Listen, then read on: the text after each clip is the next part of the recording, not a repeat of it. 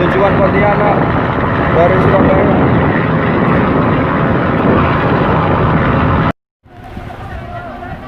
Bahari Indonesia, astagfirullahaladzim, Bahari Indonesia, proses penyelamatan dari KM Samudra Jaya Abadi.